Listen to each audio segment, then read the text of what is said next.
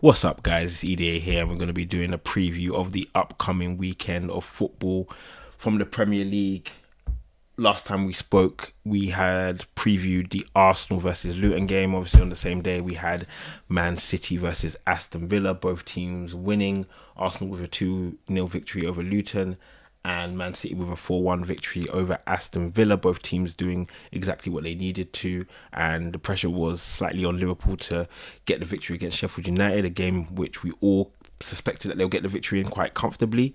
It was a little bit more difficult in reality than it was on paper, and that's testament to, the fight that Sheffield United had, and also the pressure at this time. Normally if it wasn't, towards the end of the season, would Liverpool have had such a tough time breaking down Sheffield United, or, giving up such a cheap goal? Probably not, but this is when the nerves are tested, but this is also when your fighting spirit is tested as well. And one thing that we spoke about in deconstructing the title race videos on the Liverpool one, make sure to give that a watch if you can, is they've got inbuilt personality where they just have a never say die mentality. We also had a short which went into it, and it's something that is special in this title race. I don't think either Arsenal or Man City have it to the level or degree that Liverpool have it, and it's a question of if that magic is going to wear out sooner rather than later, or if they're going to continue it and it's going to be a fairy tale ending for Klopp and all those down Merseyside. So it's going to be interesting, as mentioned.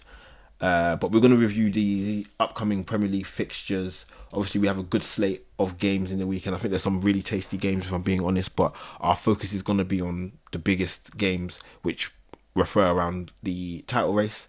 So kicking off the Premier League fixtures this weekend is going to be Crystal Palace versus Man City.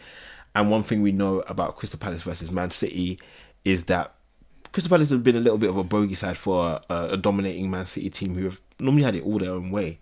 Notably in the 21 versus 22 season, when they picked up 4 points out of a possible 6 from Man City. Since then, Man City have kind of gained a little bit more control in last season, taking all 6 points from their counters. And already we saw in December that Crystal Palace were able to take a point from Man City in the 2-2 draw. And so I think Crystal Palace will need to be defensively solid and hope for a little bit of magic from the likes of Eze, Mateta potentially, and hope that they can conjure up something and continue to be a thorn in Man City's side. Man City, obviously we spoke about the 4-1 victory against Aston Villa, really impressive from their standpoint. Again, it's going to have to be Haaland, De Bruyne or Foden stepping up in a big way for them. Obviously we know about the quality throughout the team. Let's not get that mistaken. Rodri obviously came up with a big goal against Aston Villa as well, but it's again that continuation of grinding out results and delivering those big performances when needed, which they've got a background and a history of doing. So they'll be looking to do more of the same and hoping that this potential banana skin, which is Crystal Palace, doesn't arise and detriment their title race in any way. We'll quickly just go through the injuries very, very quickly. Elise and Gay probably headline the injuries. Corey as well headline the injuries from a Crystal Palace side, but all three of those has been out for quite a while, if we're being honest. Would like to see kind of in a game like this, Elise pop up. I believe he scored a free kick against Man City previously, if I'm not mistaken. From Man City side, Edison, Walker and Ake are out. Be interesting to see if Ake can make it back. He was injured in the Arsenal game. Kyle Walker on international duty. And yeah, it will be interesting, but they have a strong enough squad to manage these injuries, and not many teams in the Premier League do, so they'll be in a good position regardless of if they're missing 3 key players or not. Looking at the remaining fixtures through the weekend, obviously we have a couple of key ones. I think some of the big games which we need to speak about, obviously Aston Villa and Brentford. Aston Villa are continually pushing for that top 4 place and hoping to cement their position against the chasing Tottenham and Man United. Brentford, who have been on a bit of a slump of form, they have that 1-1 victory, 1-1 draw, against Man City. Should have been a victory, but they need to start taking their chances. They need to be more defensively solid, and it'll be interesting to see if they can do that against a Villa side that are really, really strong at home. A big game for the bottom of the table, Everton versus Burnley. Again, Burnley are probably running out of opportunities. Everton will be hoping to get at least something out of this game to make sure that Burnley have a deeper hole to climb out of and eliminate, I guess, another potential team who could cause them problems. They'll be looking at the likes of Burnley, Luton, Nottingham Forest to be dropping points relatively soon. An interesting game in the middle of the table will be Fulham versus Newcastle. I'm actually looking at this as being like a game that could actually be a really, really good one. Fulham have been in decent form, and Newcastle again are finding their form as well. So it'll be about who can kind of deliver.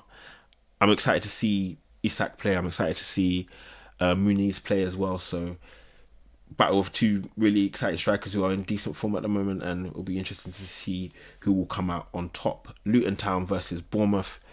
Luton again played Arsenal on the weekend, and they gave a better showing than a lot of teams in and around them. I think if there was one team I wanted to stay up who's currently battling and fighting, it would be Luton. I think they've done really well. They had a streak of 18 plus games scoring, but the issue now is the defence, and they need to keep opponents out of the net. I think at the beginning of the season, the Athletic actually did like a video just describing what it takes for relegation threatened teams to stay up, and it's normally a strong defence rather than a strong attack, and it seems like the opposite for Luton. They've got like a decent attack, they're able to score goals, create opportunities, but they aren't able to keep people at the back of their net, and so that may be their demise. A team that's flowing, and one of my, I wouldn't even say surprise teams because I knew they would be good, but I have to give my hats off to Bournemouth and their manager for the amazing job that they've done. I really enjoy what they're doing from an attacking standpoint. They've got a really formidable, I would say, trio quartet who work really seamlessly, and you can see when they play, they have a clear identity. And the job he's done getting Bournemouth near enough the top half is really, really impressive, and he should have some shouts for manager of the season for sure. Before we go into the Arsenal versus Brighton game, quickly we're going to cover Wolves versus West Ham. West Ham will be looking to continue with their good form. I believe they had a 1-1 draw in their last game, and so they'll be hoping to come up against Wolves and secure the victory. Wolves, who have been dealing with a plethora of injuries, and Gary O'Neill came out earlier this week of saying he kind of predicted this. He let the board know that he had seen this in the rear view mirror, and he needed more investment in January, and he spoke about getting a Premier League level number 9, and they wouldn't invest. And I think there's some cracks in that, because Wolves, they were happy to give out money for all those agents when it was the likes of Moutinho, etc. But now they seem to be a lot more less willing to do so. So going into the last game on Saturday, it will be Brighton versus Arsenal. And again, this will be a massive game. And I'd probably say it's going to be one of Arsenal's hardest games, given what they experienced last season. And again, it was a victory that probably, could have ended up in a draw if they weren't careful. So this one is one that Arsenal can't take for granted, if I'm being honest with you. There's been a couple of questions in terms of if Saka's going to be starting in this game. Will he make it, given that he didn't play the previous game? How will Arsenal line up? Again, it was good to see Thomas Partey come into the fray. But as mentioned, this is a game that Arsenal can definitely not play about with. They're going to need to be at their best defensively to stop a Brighton team who can cause problems for the best of the best. We know that from the draw that they had against Liverpool. And yeah, Arsenal are going to have to be on their best form to hopefully progress with their challenge for the title, and this is going to be a major stop for them and a major victory if they are able to achieve it. And Brighton won't roll over. We know that for a fact. There could be a couple storylines in here. Danny Welbeck, the former Arsenal player, I spoke about Adingra as well. His performance against Liverpool last week, I really enjoyed it, and Ben White will need to be on his best as well to make sure that there's a lessened threat from that side. But yeah, I think with some susceptibility that we've seen from Brighton in terms of how they concede chances, Arsenal will be hopefully clinical in what they're doing and hopefully take advantage of those chances. If we now just take a look at the Arsenal injuries, we'll see that Saka and Timber are still doubtful. Jurriën Timber, who's working himself up, according to Arteta, so he should play some part of the remainder of the season. Fingers crossed. Saka, who's been a doubt, I think he either starts here or he starts Bayern Munich. I do think we'll potentially need him firing on all cylinders at Bayern Munich. So if there is someone who can step in the front three, that would be great. If not, then play him. These are games that Arsenal can't play about with.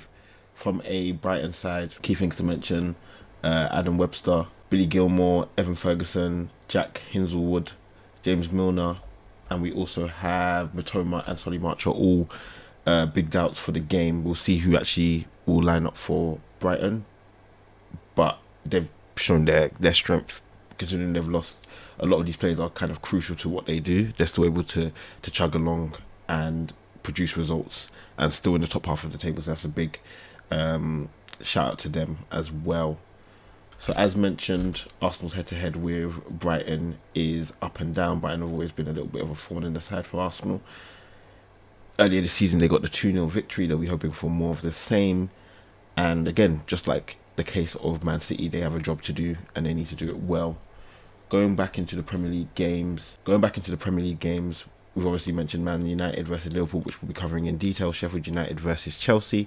Sheffield United, who are obviously coming off that devastating loss to them for that devastating loss to Liverpool, so they'll be looking to bounce back, especially at home. Chelsea will be in good spirits after getting that last minute win over Man United, and so they'll be hoping to build on that.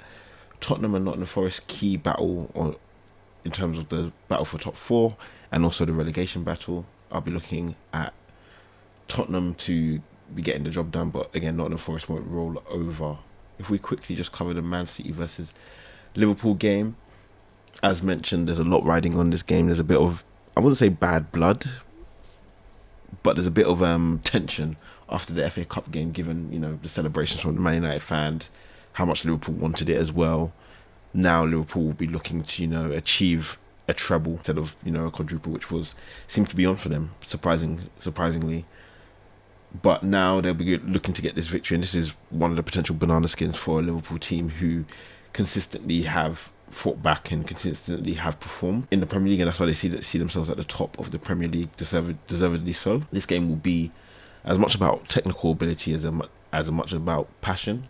I think Man United are going to sit back. They're going to try and be defensively stable. They are without some key players, which we'll cover briefly. But again, I think even if they had their best team, they'll struggle against a Liverpool team which is in good form. And I remember the game that Man United and Liverpool had last year, and we'll cover that in a little bit of detail. But the key difference from last year to this year with Liverpool, which we covered on another video, was the midfield. This midfield of Endo, Szoboszlai and McAllister is a top quality midfield which produces results, produces fight back, and it's not as easy to get past this midfield as it was the midfield that Liverpool had last season. There was a lot of deficiencies in that midfield, so it's good to see that they've retooled and they've come back stronger.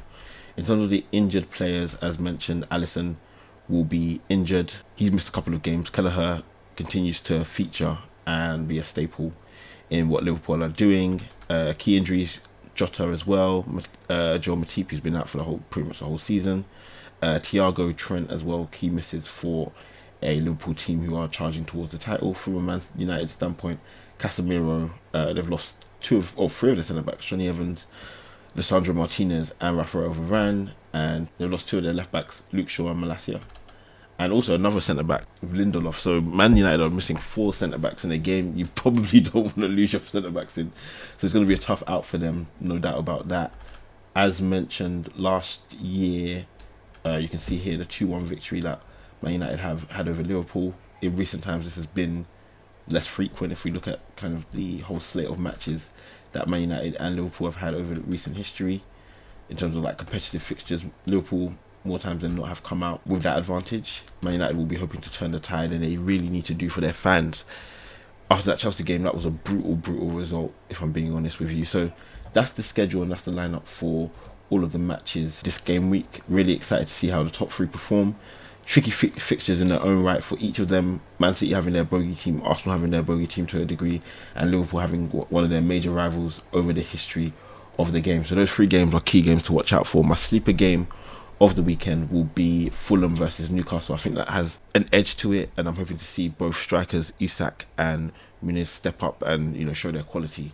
So that's been the Premier League preview show. Hopefully you guys enjoy. Make sure to leave your comments below. Make sure to like and subscribe for more football content, and we'll be talking soon. Peace.